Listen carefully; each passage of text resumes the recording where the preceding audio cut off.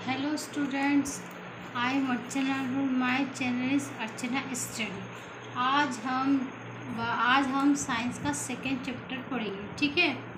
उसमें आपको कवक कौन सा चैप्टर का नाम, चैप्टर का नाम पता है आपको।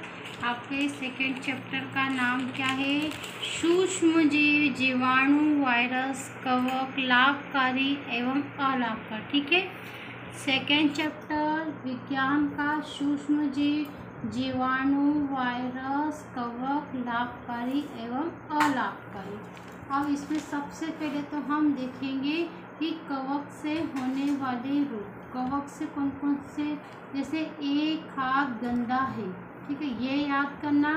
एक हाथ गंदा है, ए से बनेगा आपका एक्जिमा, खा से बनेगा खाज, और द से बनेगा दमा, और ग से बनेगा गंजापन, और दा से बनेगा दांत। एक्जिमा, खाज, दमा, गंजापन, दांत, ये बीमारी हमें किससे होती है? कवक से होती है। और संक्रामक रोगों के नाम जो संक्रमण से हो, जैसे PA। अब इसका संक्रमण रोगों के नाम कैसे नाम, एक चीज याद करना, PA कोक्सीडाइडिन है। तो P से क्या बनेगा? पीलिया, A से एड्स, O से पोलियो, ख से बनेगा खसरा, चे से बनेगा चेचक, ठीक है।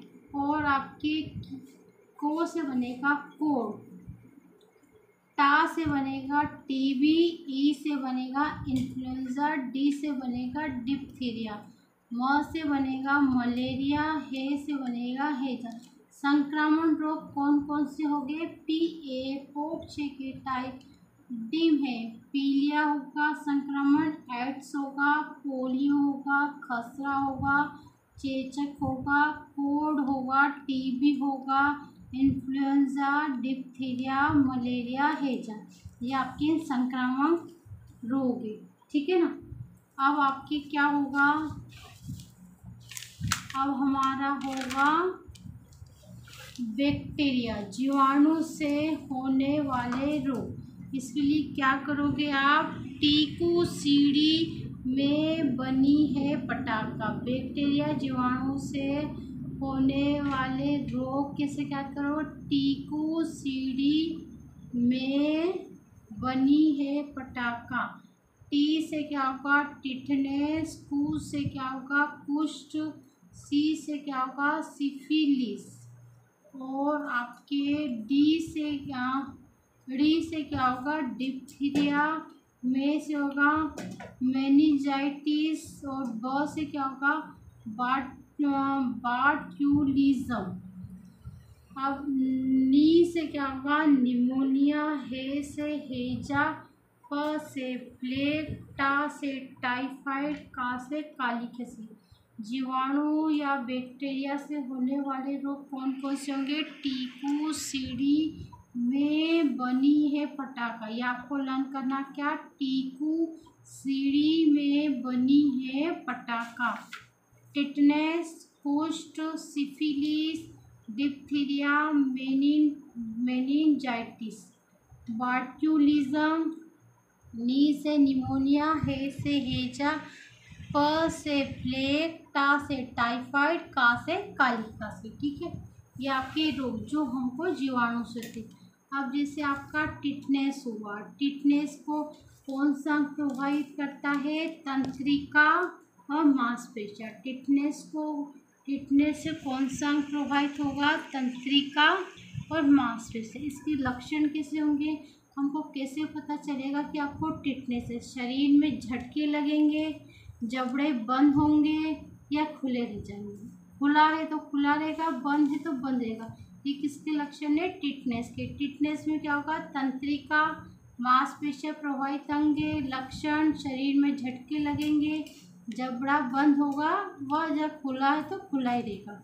और कुष्ठ रोग, कुष्ठ में क्या होगा? त्वचा व तंत्रिका आपका प्रभावित होगा। कुष्ठ रोग में त्वचा प्रभावित होगी और तंत्रिका प्रभावित। तो इसके लक्षण कैसे होंगे? उंगली के उत्तक का नष्ट होना, उंगलियों के जो जो उत्तक है वो क्या हो जाएंगे, नष्ट हो जाएंगे कुष्ठ में। ठीक है।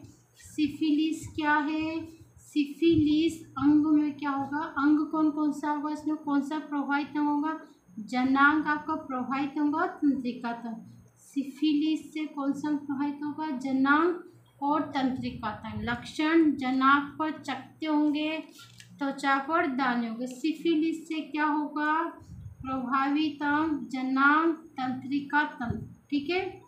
और इसके लक्षण, जनांगों में चकते होंगे, त्वचा पर दाने। और डिप्थीरिया में क्या होगा आपके, इसमें कौन सा प्रभावित होगा, श्वास नली प्रभावित होगी। और इसके लक्षण क्या होंगे, इसमें आपको तीव्र ज्वर आएगा, दम घुटेगा।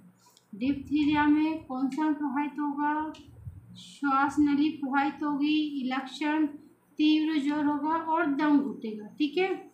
और मेनिंजाइटिस में क्या होगा, कौन सा प्रभावित होगा, मेनिंजाइटिस मस्तिष्क से ऊपर की झिल्ली प्रभावित होगी, मस्तिष्क तंत्रिका तंत्र प्रभावित होगा, श्वास लेने में मस्तिष्क। मेनिंजाइटिस में क्या होगा, मस्तिष्क के ऊपर की झिल्लियाँ होगी और मस्तिष्क तंत्रिका तंत्र। ठीक है। हाँ, मस्तिष्क होगा, मस्तिष्क से ऊपर की झिल्लियाँ और मस्तिष्क। और मेनिंजाइटिस में क्या लक्षण होंगे, बेहोशी, मस्तिष्क की झिल्ली में शोथ या सूजन होगी। क्या होगा, मेनिंजाइटिस में बेहोशी होगी या मस्तिष्क की झिल्ली में सूजन होगी। ठीक है। और बाट्यूलिज्म, बाट्यूलिज्म में क्या होगा, तंत्रिका तंत्र, श्वास लेने में पीड़ा होगी। बाट्यूलिज्म, तंत्रिका तंत्र, श्वास लेने में पीड़ा होगी। और लक्षण क्या है, वोमन और दोहरी दृष्टि। मतलब बाट्यूलिज्म में आपको वोमिटिंग भी होगी और दोहरी दृष्टि। और निमोनिया में क्या होगा, कोष्ठक प्रभावित होगा, फेफड़े प्रभावित होंगे निमोनिया में, और फेफड़ों में जल भर जाएगा और तीव्र ज्वर होगा। ठीक है। इससे आप क्या होगा, आपको फेफड़ों में जल भर जाता है और आपको तीव्र ज्वर होगा, तेज बुखार आएगा। हैजा में आपका क्या होगा, आहार नाल प्रभावित है। हैजा में क्या होगा, आपका आहार नाल प्रभावित होगा। फिर इसमें लक्षण क्या है, निर्जलीकरण होगा, उल्टी होगी, दस्त होगी। हैजा में क्या होगा, आपको आपका आहार नाल प्रभावित होगा। इसमें लक्षण है, निर्जलीकरण होगा, उल्टी होगी, दस्त होगी। किसके लक्षण है, हैजा। प्लेग, प्लेग में आपको क्या होगा, कौन सा प्रभावित होगा, बगल और फेफड़े। प्लेग में कौन सा प्रभावित होगा, बगल और फेफड़े। लक्षण, तीव्र ज्वर, बेहोशी। लक्षण क्या होगी, इसमें तीव्र ज्वर होगा और बेहोशी आएगी। और टाइफाइड, टाइफाइड में क्या होगा, आपको कौन सा अंग प्रभावित होगा, आंत प्रभावित होगी। इसमें ज्वर, दुर्बलता होगी, आंतों में छेद होगी। टाइफाइड कौन सा अंग प्रभावित होगा, आंत होगी, ज्वर, दुर्बलता होगी, आंतों में छेद होगी और काली खांसी। काली खांसी में क्या होगा, श्वसन तंत्र, खांसी के साथ में उल्टी होगी। काली खांसी कैसे पता करोगे आपको काली खांसी हो रही है, इसका कौन सा प्रभावित होगा, श्वसन तंत्र प्रभावित होगा और खांसी के साथ में आपको उल्टी होगी। ये सारे आपके जो जो बीमारी बताई है वो किससे होगी, जीवाणु से होगी। टिटनेस, कोर्स, syphilis, diphtheria, meningitis, botulism, pneumonia, हैजा, प्लेग, टाइफाइड, काली खांसी। टिटनेस, प्रभावित अंग, तंत्रिका तंत्र, मांसपेशियाँ, कोष्ठ, त्वचा तंत्रिका, सिफिलिस, जनांग तंत्रिका, डिप्थीरिया, श्वास नली, मेनिंजाइटिस, मस्तिष्क ऊपर की झिल्लियाँ, बाट्यूलिज्म, तंत्रिका तंत्र, श्वास लेने में पीड़ा, निमोनिया, फेफड़े, हैजा, आहार नाल, प्लेग, बगल, फेफड़े, टाइफाइड, आंत, काली खांसी, श्वसन तंत्र। ठीक है। ये आपका जीवाणु। अब विषाणु, विषाणु से होने वाले के लिए आपको क्या याद करना पड़ेगा, मेरी केड एमपी की है। म से क्या बनेगा, मम्स, मम्स मतलब गलसुआ, गलसुआ ई से बना, हाँ मम्स गलसुआ होगा म से। और ई से क्या होगा, एंसीफेलिटिस, एंसीफेलिटिस मतलब मस्तिष्क शोथ। फिर आर से रेबीज, आई से इन्फ्लुएंजा, सी से चेचक पॉक, और आपके ए से एड्स, टी से ट्रैकोमा, एम से मीजल्स, पी से पोलियो और एस से हार्पिस। ठीक है। फिर एक बार देखो, विषाणु से होने वाले रोग मेरी केट एमपी की है। म से मम्स गलसुआ, ई से एन्सेफेलिटिक मस्तिष्क, आर से रेबीज, आई से इन्फ्लुएंजा और सी से चेचक चिकन पॉक्स, सॉरी सी से क्या होगा आपका chicken pox, chicken pox. T से ए से एड्स, टी से ट्रेकोमा, एम से मीजल, पी से पोलियो, एस से हार्पिस। ठीक है, ये आपके विषाणु से। अब जब गल्स हुआ होगा, आपको कैसे पता चलेगा कि आपको गल्स हुआ, तो इसका प्रभावित अंग क्या होगा, लार ग्रंथि। लार ग्रंथि से पता चलो, लार ग्रंथि में क्या सूजन आएगी, आपका सिर दर्द होगा, बाध्य होने का खतरा होगा। ठीक है, ये गल्स होगा। अब है रेबीज में क्या होगा, कौन सा प्रभावित अंग होता है, तंत्रिका तंत्र होता, पानी से भरा, शरीर में लकवा, बेहोशी। रेबीज में क्या, पानी से भरा, मतलब आप पानी से आपको भय लगेगा, शरीर में लकवा होगा और बेहोश होगी। रेबीज, पानी से भय, शरीर में लकवा और बेहोशी। इसके कौन सा लक्षण होगा, तंत्रिका तंत्र का, इन्फ्लुएंजा, श्वसन तंत्र, शरीर में पीड़ा, खांसी, श्वसन। इन्फ्लुएंजा प्रभावित अंग, श्वसन तंत्र, शरीर में पीड़ा, खांसी, चेचक, संपूर्ण शरीर पर फफोले पड़ेंगे चेचक में। ठीक है, चेचक में संपूर्ण शरीर पर फफोले, ज्वर, पीड़ा, जलन, ये आपके चेचक के। हर्पीस, त्वचा, श्लेष्मकला, त्वचा में जलन, बेहोशी, शरीर पर फोड़े। हर्पीस में क्या होगा, त्वचा, श्लेष्मकला, त्वचा में जलन, बेचैनी, शरीर पर फोड़े। और खसरा, आँख व नाक से द्रव बहना,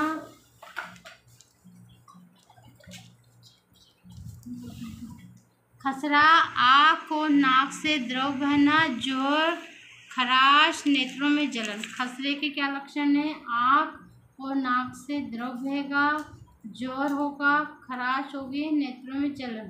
पोलियो, तंत्रिका तंत्र का लक्षण होगा, मांसपेशियों में संकुचन होगा, हाथ पैरों में लकवा। अब विषाणु से होने वाले रोग पता चल गया। विषाणु में गलसुआ का लक्षण, लार ग्रंथियों में सूजन, सर दर्द, बाध्य होने का खतरा। मस्तिष्क और रेबीज, तंत्रिका तंत्र, पानी से भय, शरीर में लकवा, बेहोशी। इन्फ्लुएंजा, श्वसन तंत्र, शरीर में पीड़ा, खांसी, श्वसन। चेचक, संपूर्ण शरीर पर फफोले होंगे, ज्वर होगा, पीड़ा होगी, जलन। और हर्पीस, त्वचा, श्लेष्मकला, त्वचा में जलन, बेचैनी, शरीर पर फोड़े। खसरा, आँख और नाक से द्रव बहेगा, ज्वर, खराश, नेत्रों में जलन।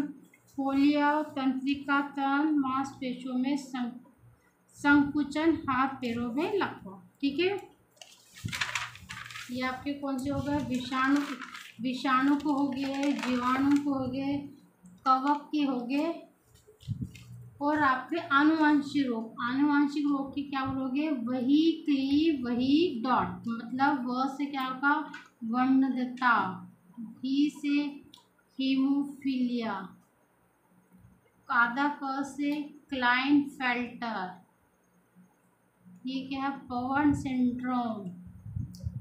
ठीक है, ये है ना, और क्या है आपके, down syndrome, Tandon syndrome.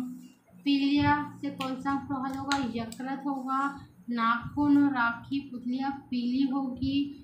Polio से तंत्रिका तंत्र प्रभावित होगा, मांसों में संकुचन होगा, हाथ पैरों में लकवा। खसरा, आँख और नाक से द्रव बहेगा, ज्वर, खराश और नेत्रों में जलन। चेचक, संपूर्ण शरीर पर फफोले होंगे, ज्वर, पीड़ा, जलन। इन्फ्लुएंजा, श्वसन तंत्र, शरीर में पीड़ा, खांसी, श्वसन। डिप्थीरिया, श्वास नली। ठीक है, अब आपका कितना हो गया, ये होगी। अब आप थोड़ा सा बुका,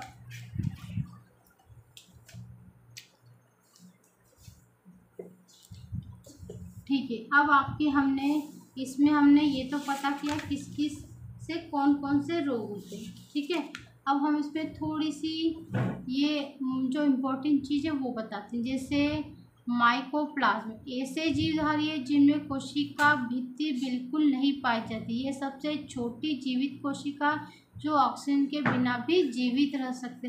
अनेक माइकोप्लाज्मा प्राणियों पादों के लिए रोगजनक होती है। माइकोप्लाज्मा ऐसे जीवधारी जिनमें कोशिका भित्ति बिल्कुल नहीं पाई जाती। ये सबसे छोटी जीवित कोशिका जो ऑक्सीजन के बिना जीवित रह सकती। अनेक माइकोप्लाज्मा प्राणियों और पादपों के लिए रोगजनक होती है। ठीक है, अब इसके अलावा आपका जैसे हमारे कवक का तो पता ही आपको, कवक जनित मनुष्य में कौन कौन से रोग होते हैं। एस्परजिलम, एस्पेजलस, छाले होना, ये किसके लक्षण है, कवक जनित है। परागत ज्वर, एथलीट फूट, कैंडिडियासिस, काकसीडियोमाइकोसिस और ब्लास्टोमाइकोसिस।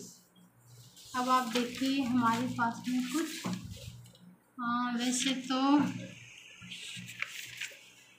अब जैसे खाद्य निर्माण का थोड़ा सा अपन देख लेते हैं इस चैप्टर में। जैसे कि खाद्य सामग्री, दूध से दही बनाई प्रक्रिया सूक्ष्म जीवों से संपन्न है। सबको पता है दूध से जो दही बनता है वो किस प्रक्रिया के तहत आता है, उसमें हम थोड़ा सा डालते हैं, सूक्ष्म जीव डालते हैं, उससे वो संपन्न। वैसे ही थोड़ा सा हम यदि उसमें दही डालेंगे तो क्या होगा, धीरे धीरे पूरे वो उसमें सूक्ष्म जीव बन जाए, तो वो दूध किसके फॉर्म में आ जाएगा, दही के फॉर्म।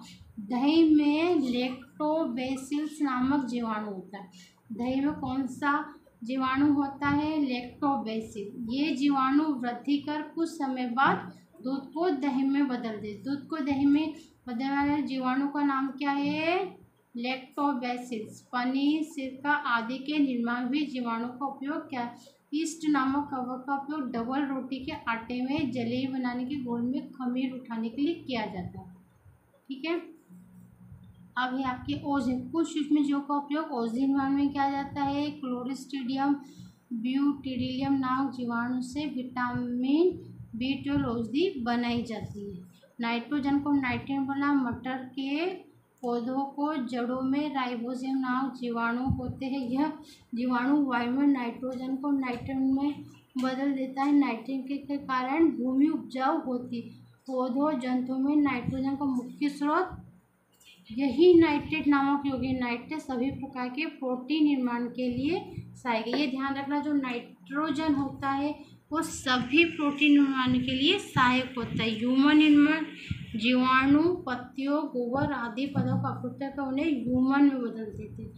हुमस, जीवांश में हुमांश के कारण मृदा उपजाऊ होती है। अन्य उपयोग, मृत जीवों के अपघटन, जीवाणु कवक का सबसे महत्वपूर्ण योगदान है, इससे पर्यावरण स्वच्छ रहता है। जीवाणु को अपने अल्कोहल बनाने, चमड़े का शोधन करने, तंबाकू पत्तियों को पकाने, चाय की पत्तियों को महक युक्त बनाने में किया जाता है। और ठीक है, सूक्ष्म जीवों से हानियाँ, रोग उत्पन्न करना। कुछ ऐसे सूक्ष्म जीव रोग उत्पन्न करते हैं जिन्हें हम क्या बोलते हैं, हानिकारक सूक्ष्म जीव। जैसे मनुष्य में क्षय, टीबी, कुकर, खांसी, डिप्थीरिया, टिटनेस, हैजा, मलेरिया, अच्चा आदि इन्हीं सूक्ष्म जीवों के कारण होते हैं। पौधों में होने वाले रस्ट, रिंग, कैंकर आदि रोग भी सूक्ष्म जीवों के कारण खाद्य पदार्थ को नष्ट करते हैं। कुछ ऐसे सूक्ष्म जैसे अनाज, दालें, पका हुआ फल, भोजन, ये क्या करते हैं, खाद्य पदार्थ को नष्ट करते हैं या खराब कर देते हैं। कुछ विषाक्त क्लोस्ट्रीडियम बाटुलिनम नामक जीवाणु खाद्य पदार्थ को विषाक्त बना देते हैं। विषाक्त भोजन से उल्टी दस्त हो जाती है, जिससे मृत्यु। कौन बनाता है, बाटुलिनम। ऐसे विषाणु है जो पदार्थ को विषाक्त बनाए और जो वस्तु को नष्ट करना, कपड़े, कागज, लकड़ी, चमड़ा। कुछ ऐसे जीवाणु जो इनको खराब कर देते हैं, इनकी चमक कम हो जाती है। ठीक है, जैसे कुछ जीवों को क्या साधनों द्वारा होता है, वायु द्वारा।